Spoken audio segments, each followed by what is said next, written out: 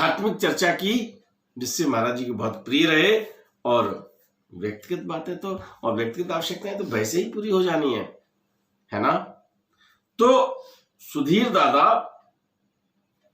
उमादत्त शुक्ला से कहते हैं कि जो लोग आते थे वहां पर, उनका आचार विचार व्यवहार कैसा रहता था और क्या बातें होती थी। उमादत्त शुक्ला कहते हैं कि वहां जो शासकीय अधिकारी आते हैं, महाराज जी के पास हर तरह का व्यक्ति आता था, एक छोटे से पद पे जो विराजमान है वो भी, और प्रधानमंत्री तक, है ना। महाराज जी के पास एक निर्धन व्यक्ति भी आता था, और जो हवाई जहाजों में उड़ते हैं, जिनके पास बहुत सारी संपत्ति है, ऐसे व्यक्ति भी आते थे। तो होता क्या था, क्या क्या मांगते थे। तो शासकीय सेवा में जो होते थे वो कहते थे साहब हमारा प्रमोशन हो जाए, हमारी यहाँ नियुक्ति हो, हमें वरिष्ठ कर दिया जाए, हम सीनियर हो जाए, कुछ ऐसा करिएगा महाराज जी, हमारा प्रमोशन हो जाए, हमारा ट्रांसफर हो जाए, महाराज जी ऐसी कृपा कर दीजिएगा। नेता लोग जो आते थे क्या कहते थे कि साहब ऐसा करो, हमें साहब लोकसभा का, हम एमपी का चुनाव लड़ना चाहते हैं, साहब टिकट मिल जाए, कुछ महाराज जी कुछ जरा सी कृपा कर दीजिए, हम साहब फलानी जगह से विधानसभा का चुनाव लड़ना चाहते हैं और महाराज जी टिकट मिल जाए, इस पार्टी से मिल जाए तो आप समझ लो आपका शिष्य एमएलए बन गया।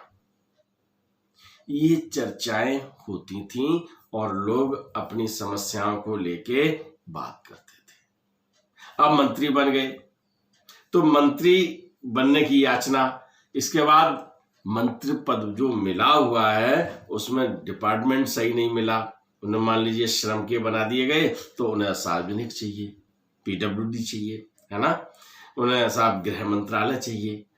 इस तरह की मांगे राजनीतिक लोग करते थे। छोटे से छोटा राजनीतिक, बड़े से बड़ा राजनीतिक आता था और याचना करता था।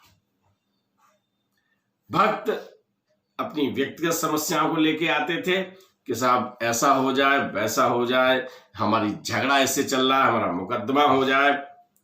इन सब चीजों का उद्देश्य क्या था? ये सांसारिक चीजें जो है वो प्राप्त करने के लिए महाराज जी के पास आते थे और महाराज जी उन्हें आश्वासन भी दे देते थे, जिनका होने वाला होता था, जिनका प्रारब्ध सही था या महाराज जी का आशीर्वाद फलीभूत होना था। उमादत्त शुक्ला कहते हैं कि दादा, इन लोगों के लिए इससे ऊंची और कोई अच्छी बात नहीं। उन्हें टिकट मिल जाए तो एमएलए बन जाए, एमएलए बन गए तो मंत्री बन जाए, मंत्री बन जाए तो मलाईदार मंत्रालय मिल जाए। मलाईदार समझते हो ना, जिसमें इनकम ज्यादा हो। और इनकम कैसे ज्यादा होती है, आम जनता में हम लोग शामिल हैं तो हम लोगों को पता है कि चुनाव के समय आपका सेवक होता है वो, और फिर सेवक नहीं बनता, वो स्वामी बन जाता है। ऐसी बातें हैं, हम तो ये व्यवहारिक चीजें हैं, और वो व्यवहारिक चीजें महाराज जी के समय में थी। तो दादा कहते हैं कि हर तरह का आदमी शुक्ला जी आता था और उसका परिणाम क्या होता था। उमादत्त शुक्ला बताते हैं कि परिणाम ये होता था कि महाराज जी के पास जो शक्ति, जो आध्यात्मिक आशीर्वाद लेना था, जो उनकी कृपा मांगनी थी, उनसे जो आशीर्वाद मिलना था, जो अलग से आशीर्वाद मिलता, अलग से मीन समझते हो ना, उन्हीं साहब फला काम हो जाए, खत्म होगा नहीं। अरे अगर आप केवल ये मांग लें कि महाराज जी आप हम पे कृपा बरसाएं, काम तो अपने आप हो जाएंगे, है ना। एक पर्टिकुलर चीज मांग लिया आपने, और एक ऐसा जो उनका सानिध्य मिले और सानिध्य में वो कृपा मिल जाए जिससे आगे की व्यवस्था क्या, आगे की पीढ़ियां भी हो जाए। तो वहां पर कोई आदमी ऐसा नहीं आता था जो आध्यात्मिक चर्चा करे। कोई कुछ अपवाद हैं, अपवाद तो स्वरूप कुछ आते हैं। मान लीजिए 1000 आदमी में 2 आदमी आ गए जो केवल अपनी कोई समस्या लेके नहीं आए हैं, महाराज जी से आध्यात्मिक चर्चा करते हैं, अपने मोक्ष का तरीका पूछते हैं, और वो ये जानना चाहते हैं कि हम किस तरह से धर्म के काम को करें, हम किस तरह से समाज के काम को करें। ऐसे बहुत कम लोग हुआ करते थे, आए और अपनी बात रखी, अपनी समस्या रखी और उसी को समाधान करके चले गए। जबकि आप ये मान के चलिएगा कि आध्यात्मिक चर्चा अगर संत के पास होती है तो पूजा, जप, तप और यहां तक अगर सच में सही सब व्यवस्था में आदमी तहे दिल जाता है तो भवसागर से पार हो जाता है। ये सब व्यवस्थाएं संत जनों के पास होती हैं। इसलिए मैं इस अंक के माध्यम से आपसे निवेदन करता हूं कि जब कभी आपको कोई ऐसा अवसर मिले, संत का सानिध्य मिले, किसी ऐसे आध्यात्मिक ऊर्जावान व्यक्ति के पास बैठने का मौका मिले, तो भूल जाइए व्यक्तिगत समस्याओं को।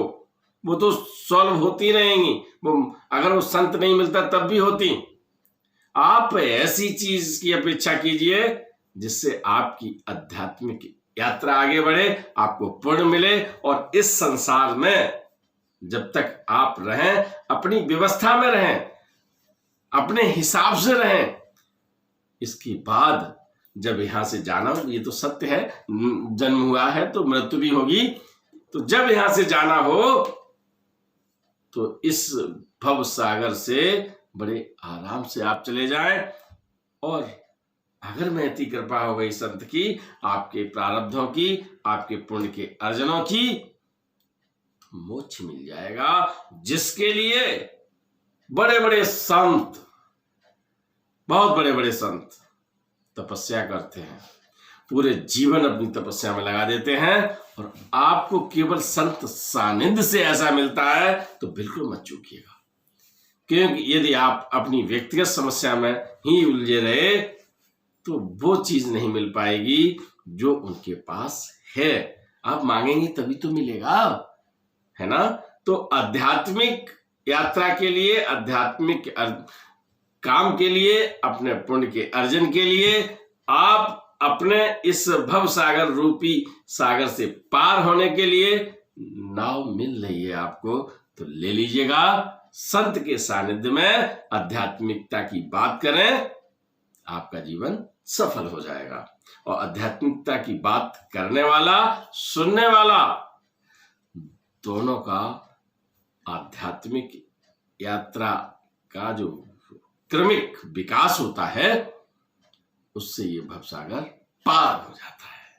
राम राम। वीडियो पसंद आए तो लाइक कीजिए, शेयर कीजिए, सब्सक्राइब बटन पर क्लिक करके चैनल को सब्सक्राइब करें और बेल आइकन दबाना बिल्कुल ना भूलें ताकि हमारे अपडेट वीडियो आपको मिलते रहें।